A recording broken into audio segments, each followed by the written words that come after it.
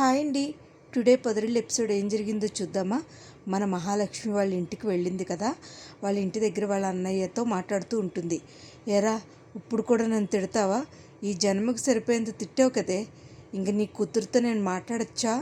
సిరిపాపతోటి నువ్వు మాట్లాడొద్దంటే ఆగుతావా? నువ్వు వెళ్ళవే, నీకోసం అది కూడా ఎదురు చూస్తుంది అనేసరికి మన మహాలక్ష్మి వెళ్ళి, మహా నువ్వే కదా, వెళ్ళవు కదా, ఇక్కడే ఉంటావు కదా అంటుంది.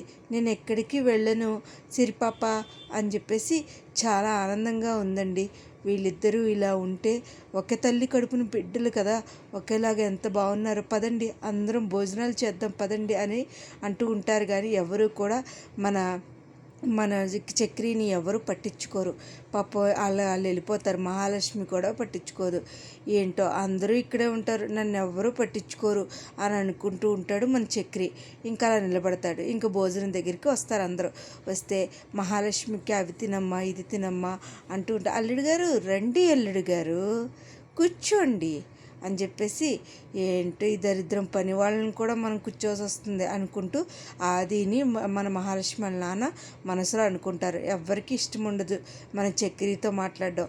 ఇంకా చక్రికి, అల్లుడు గారు మీరు మొహమాట పడకండి, మా కారు డ్రైవర్ని కూడా మేము బాగా చూస్తాం అని అనేసరికి ఎక్కడో తగులుతుంది. చేయి ఎంత చేస్తావో చెయ్యి, నీ సంగతి చూస్తాను మామ అంటూ ఉంటాడు. ఇంకా తినండి అల్లుడు గారు తినండి అని చెప్పేసి అంటే, ఈ లోపల ఫిష్ తీసేసుకుని ఇటు పెట్టేసుకుంటాడు మహాలక్ష్మి నాన్న. పెట్టేసుకుంటే అక్కడ కర్డ్ ఉందండి అల్లుడు గారు, వేసుకోండి కర్డ్ అని అంటే, ఇంకా అది కాదండి మావయ్య గారు, మీ చేతిలో ఫిష్ని చూసారా, అది ఇలా ఇవ్వండి అని చెప్పేసి ఈ లోపల మన చికెన్ కూడా వేసుకుని ఎంత మంచి స్మెల్ వస్తుందో, ఎంత బాగుందో అని చెప్పేసి బాగా తింటాడు. ఈ లోపల మన స్టైలిష్ శైలి ఉంటుంది కదా, ఎలాగైనా సరే కేశవాన్ని పాడేయాలని చెప్పేసి వీడితో మన మన అసిస్టెంట్తో చేస్తూ ఉంటుంది. డ్యాన్స్ ప్రాక్టీస్ చేస్తూ ఉంటుంది. చేస్తూ ఉంటే ఈ లోపల కాస్త భోజనం అయిపోతుంది. భోజనం అయిపోయాక, అల్లుడు గారు ఏంటి ఎక్కడెక్కడో తిరుగుతున్నారు అంటే, కుక్కలు కిందే ఉంటాయి కదా. అవునవును, ఇప్పుడే వచ్చినాయి కుక్కలు పైనుంచి. అల్లుడు గారు రండి, మనం కూర్చుని మాట్లాడుకుందాం. అక్కడ కాదండి, కింద కూర్చోండి. ఒకప్పుడు నువ్వు డ్రైవర్గా ఉన్నప్పుడు కిందే కదరా కూర్చుంది. ఒరే బామ్మద్ది, నువ్వు నాకు చెప్పకరా, నేను నీకు చెప్తానురా అని చెప్పేసి ఆది బలవంతంగా కింద కూర్చోపెడతాడు. కింద కూర్చోపెట్టేసరికి ఇంకా అనుకోకుండా ఆది పడిపోతాడు. ఆది పడిపోయేసరికి, ఒరే నీ గొయ్యి నువ్వే తవ్వుకుంటున్నావురా అని చెప్పి, ఆది లెగు అని చెప్పేసి ఎలాగైనా సరే కూర్చోబెడతాడు కింద. కూర్చోపెట్టి, ఇది నీ స్థాయి, నా కూతురు జోలికి వస్తే ఊరుకోను అని చెప్పేసి మన మహాలక్ష్మి వాళ్ళ నాన్న తిడుతూ ఉంటాడు. అది ఏమీ తెలియని మహాలక్ష్మి పైనుంచి వస్తూ ఉంటుంది. ఏంటి ఏదో గొడవ కింద ఉన్నట్టుంది అని వస్తూ ఉంటుంది. ఇదేంటిది, మీరు ఇలా కింద కూర్చున్నారేంటి, అదేంటి నాన్న, ఏంటి నాన్న అంటే, అమ్మ అది కాదమ్మా, అల్లుడు గారిని కూర్చోమంటే కూర్చోలేదు. అది కాదులేండి, నేను చిన్నప్పటి నుంచి కిందకు వచ్చి యాక్షన్ చేపిస్తున్నాను, ఇప్పుడే మిమిక్రీ చేస్తున్నాను. ఏంటే చిన్నప్పుడు కోతులు పందులు ఎలా అరిచేవో చూపిస్తున్నానండి. అవునా, మీకు మిమిక్రీ కూడా వచ్చా అని అంటూ ఉంటుంది. ఇంక నవ్వుకుంటూ, అవునా సరేలేండి రండి పడుకుందాం అని చెప్పేసి వస్తుంది. ఈ లోపల మన మహాలక్ష్మి రూమ్, నేను అయినా పడుకోను అన్నప్పుడు మా రూమ్ చూసొస్తాను, నా రూమ్ చాలా అయింది కదా అనుకుంటూ ఉంటుంది. ఈ లోపల కూర్చుని మన మహాలక్ష్మి వాళ్ళ వదిన వచ్చి, ఏంటి మహా, ఇది చాలా కలగా ఉంది వదిన, ఎందుకంటే నేను రావడం అనేది చాలా కలగా అనిపిస్తుంది. అదేంటి మహా అలా అంటావు, నీది నీ ఇల్లు కదా, అమ్మ నాన్న నన్ను ఒప్పుకోరేమో అనుకున్నాను వదిన అంటే, ఇది పెళ్ళి కాదని మీ నాన్న వాళ్ళకి చెప్పేస్తావా? లేదు వదిన, నేను చెప్పను, నా బాధ్యతలు చాలా ఉన్నాయి.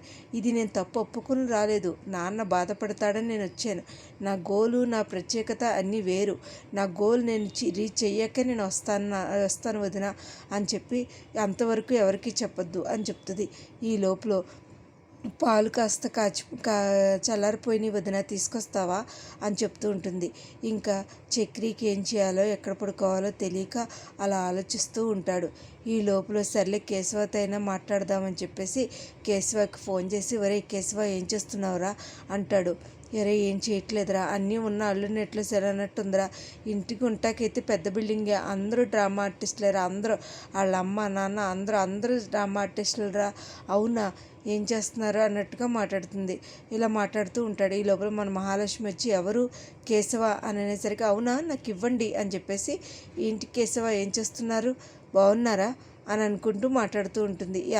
పెద్ద అందరూ ఏం చేస్తున్నారు అని అనేసరికి అందరూ బాగానే ఉన్నారండి, వీడియో కాల్ చేస్తాను నాకు అందరూ చూపిస్తారా అంటే సరే అంటే అన్నా కన్నా అని పిలుస్తాడు. ఏంట్రా ఏమైంది, అదే తను చేస్తానంది, ఎవర్రా వదిన చేస్తాను, మహాలక్ష్మి ఫోన్ చేస్తానందా, చెయ్యిరా ఇవి అని చెప్పేసి తనే చేస్తానంది అది అన్న అని చెప్పేసి వీడియో కాల్ ఆల్రెడీ వస్తుంది. వీడియో కాల్ వచ్చింది చూపిస్తారు. వీడియో కాల్ చూపించిన తర్వాత ఏంటి కన్నా ఏం చేస్తున్నావు వదిన, నువ్వు వెళ్ళాక చాలా బోర్గా ఉంది వదిన, నువ్వు వచ్చే త్వరగా ఎన్ని గంటలు లెక్క పెట్టుకుంటున్నాను వదిన అనేసరికి ఈ లోపల మన పెద్ద కూడా తీసుకుని అమ్మ మహాలక్ష్మి ఎలా ఉన్నావమ్మా, బాగున్నాను పెద్ది, నా సుపుత్రుడు ఏం చేస్తున్నాడు అని అనేసరికి చూపిస్తాను వదిన మీకు అని చెప్పేసరికి డ్యాన్స్ వేస్తూ ఉంటాడు. డ్యాన్స్ వేస్తూ మన నారాయణ డ్యాన్స్ వేస్తూ మందు బాబులం అంటూ డ్యాన్స్ చేస్తూ ఉంటాడు. పొగ లోపల పెట్టేసుకుంటాడు. పొగ చూపించేసరికి ఇంకా వదలండి అని చేసరికి సైలెంట్గా వదులుతాడు. అది కామెడీగా చాలా బాగుంటుంది. భయపడిపోతూ ఉంటాడు నారాయణ మహాలక్ష్మికి. ఇదండి మరి ఇవాళ ఎపిసోడ్. మరి రేపటి ఎపిసోడ్లో ఇంక చక్రిని ఇంకెంత బాధ పెడతారో, ఏం చేస్తారో ఏంటో అనేది మనం రేపటి ఎపిసోడ్లో చూడాలి.